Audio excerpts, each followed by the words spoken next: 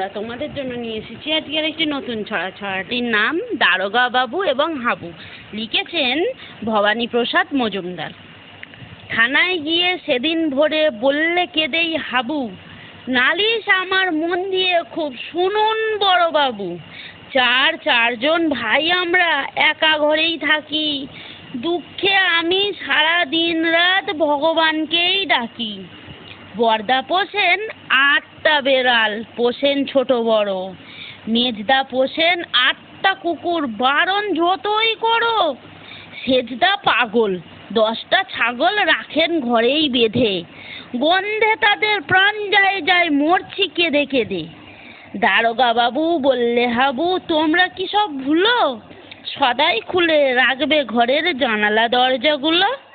শুনেই হাবু বেজায় কাবু, বললে করুণ সুরে, 150 পোষা পায়রা আমার যাবেই যে সব উড়ে।